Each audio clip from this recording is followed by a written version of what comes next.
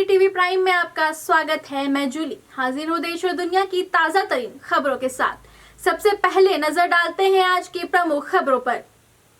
Cough syrup बना जानलेवा, एक तरफ मासूम की मौत, दूसरी तरफ लाखों का प्रतिबंधित सिरप गायब। हाथियों के कारण झारखंड से मेमू ट्रेन 24 दिसंबर तक कैंसिल। गुरुजी का सपना पूरा, SC/ST बच्चों को मिलेगी फ्री कोचिंग।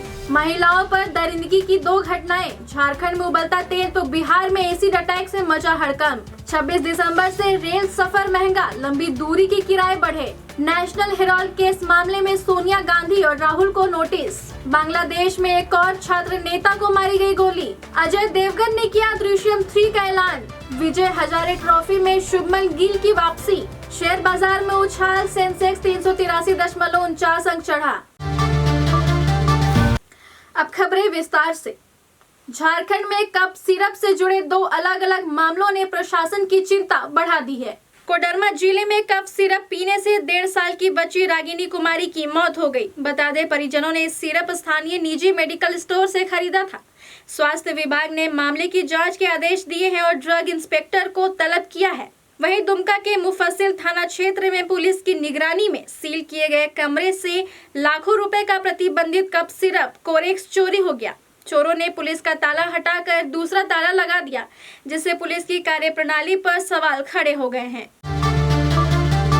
चक्रधरपुर रेल मंडल में हाथियों की लगातार आवाजाही को देखते हुए रेलवे ने बड़ा फैसला लिया है। चक्रधरपुर, राउरकेला और चाईबासा DPS रेलखंड पर 21 मेमू पैसेंजर ट्रेनों का परिचालन 24 दिसंबर तक रद्द कर दिया गया है। यह कदम हाथियों की सुरक्षा और संभावित जान माल के नुकसान को रोकने के लिए उठाया गया है। चक्रधरपुर, राउरकेला, टाटानगर, चाईबासा DPS मार्ग, बिरमुत्रापुर, बरसुआ और हटिया राउरकेला रूट की ट्रेनें प्रभावित रहेंगी। रेलवे के अनुसार इन रूटों पर पिछले 1 सप्ताह से हाथियों का झुंड सक्रिय है, जिसके कारण लगातार ट्रेनें कैंसिल की जा रही है।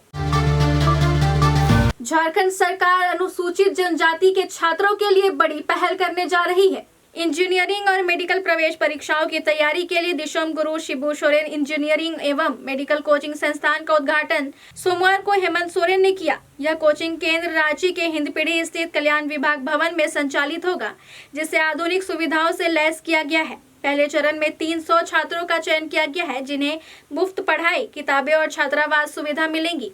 कोचिंग की जिम्मेदारी कोटा के मोशन संस्थान को दी गई है।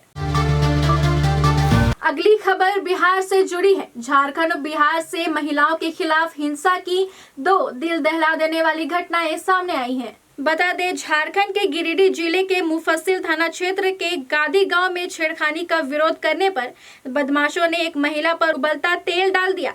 पीड़िता समोसा पकौड़ी की दुकान चलाकर परिवार का पालन पोषण करती थी। अंधेरे का फायदा उठाकर आरोपियों ने वारदात को अंजाम दिया। महिला गंभीर रूप से झुलस गई है और सदर अस्पताल में भर्ती है। पुलिस ने एक आरोपी को हिरासत में लिया है। वहीं बिहार के मोकामा में ब्यूटी पार्लर संचालिका पर एसिड अटैक किया गया। स्टेशन रोड पर 2 बाइक सवारों ने महिला पर एसिड फेंक दिया, जिससे उनका चेहरा और ऊपरी शरीर झुलस गया।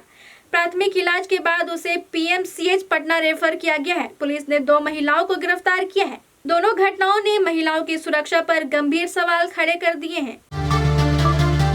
अब बढ़ते हैं राष्ट्रीय खबरों की ओर। भारतीय रेलवे ने 26 दिसंबर से यात्रियों के किराए में बढ़ोतरी का ऐलान किया है। हालांकि रोजाना सफर करने वालों और 215 किलोमीटर तक यात्रा करने वाले यात्रियों को राहत दी गई है, क्योंकि इस दूरी तक किराए में कोई बदलाव नहीं होगा। रेल मंत्रालय के अनुसार 215 किलोमीटर से अधिक दूरी पर साधारण नॉन AC श्रेणी में 1 पैसा प्रति किलोमीटर और मेल एक्सप्रेस व AC श्रेणियों में 2 पैसे प्रति किलोमीटर की बढ़ोतरी होगी। उपनगरीय ट्रेनें और मासिक सीजन टिकट पुराने दाम पर ही रहेंगे। यह 2025 की दूसरी किराया वृद्धि है, जिससे रेलवे को करीब 600 करोड़ रुपए अतिरिक्त आय की उम्मीद है। दूसरी ओर नेशनल हेराल्ड मामले में ED की याचिका पर सोमवार को दिल्ली हाईकोर्ट में सुनवाई हुई। ED ने ट्रायल कोर्ट के उस आदेश को चुनौती दी है, जिसमें सोनिया गांधी और राहुल गांधी के खिलाफ मनी लॉन्ड्रिंग की शिकायत पर संज्ञान लेने से इनकार किया गया था। हाईकोर्ट ने ED की मांग पर दोनों नेताओं से जवाब मांगा है और नोटिस जारी करते हुए अगली सुनवाई 12 मार्च 2026 तय की गई है। ED का आरोप है कि गांधी परिवार और यंग इंडियन ने NJL की करीब 2000 करोड़ रुपए की संपत्तियों पर धोखाधड़ी से कब्जा किया।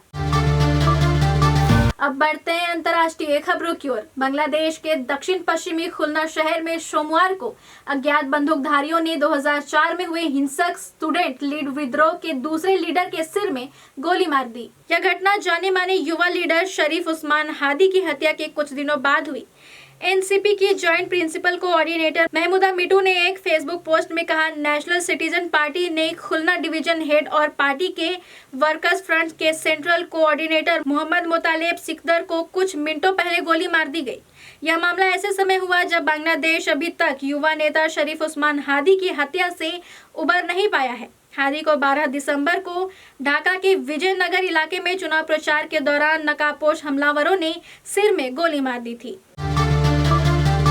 अब आपको ले चलते हैं मनोरंजन जगत में। अजय देवगन की superhit suspense thriller franchise Drishyam 3 का आधिकारिक ऐलान हो गया है। मेकर्स ने सोमवार को घोषणा करते हुए बताया कि यह फिल्म 2 अक्टूबर 2026 को सिनेमाघरों में रिलीज होगी। इसके साथ ही 1 मिनट 13 सेकंड का टीजर भी जारी किया गया है, जिसमें विजय सलगांवकर के किरदार में अजय देवगन का दमदार वॉइस ओवर सुनाई देता है। टीजर के अंत में डायलॉग, कहानी अभी तक खत्म नहीं हुई है, आखिरी हिस्सा अभी बाकी है, दर्शकों की उत्सुकता बढ़ा रहा है। फिल्म का निर्देशन अभिषेक पाठक कर रहे हैं।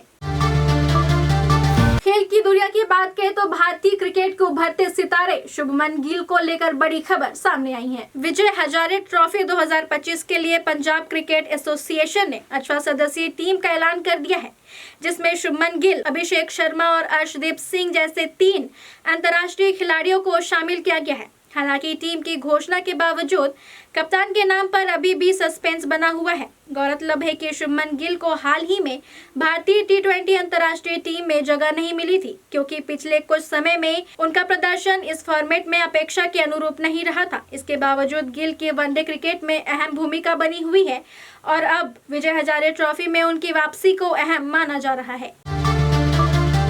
अंत में बाजार और कारोबार की बात। हफ्ते के पहले कारोबारी दिन सोमवार को भारतीय शेयर बाजार ने सकारात्मक शुरुआत की। शुरुआती कारोबार में ही बाजार हरे निशान पर नजर आया। 30 शेयरों वाला बीएसई सेंसेक्स 3083.49 अंक या 0.45% की बढ़त के साथ 85,321.85 अंक पर कारोबार कर रहा था। वहीं 50 शेयरों वाला एनएसई निफ्टी 142.35 अंक या 0.55% की तेजी के साथ 26,108.75 अंक पर पहुंच गया।